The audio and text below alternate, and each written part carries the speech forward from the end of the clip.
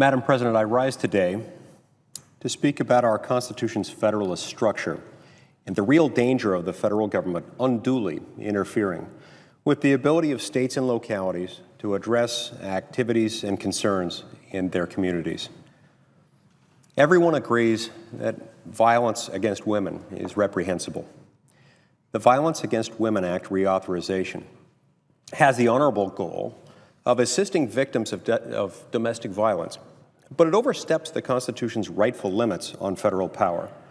It interferes with the flexibility of states and localities that they should have in tailoring programs to meet particular needs of individual communities. And it fails to address problems of duplication and inefficiency. First, violent crimes are regulated and enforced almost exclusively by state governments.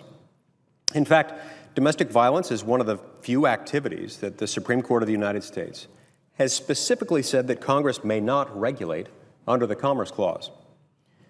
As a matter of constitutional policy, Congress should not seek to impose rules and standards as conditions for federal funding in areas where the federal government lacks constitutional authority to regulate directly. Second, the strings that Congress attaches to federal funding in the VAWA reauthorization restrict each state's ability to govern itself.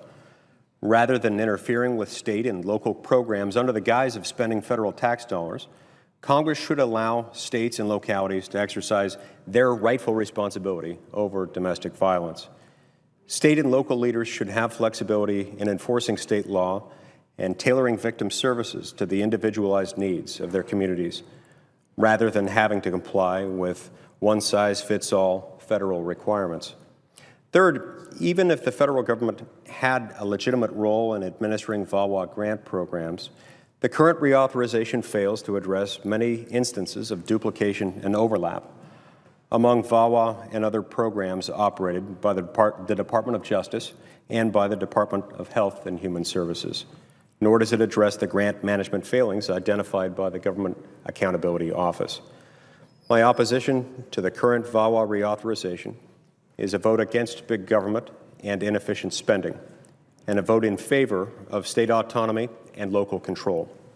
We must not allow a desire by some to score political points and an appetite for federal spending to prevent states and localities from efficiently and effectively serving women and other victims of domestic violence.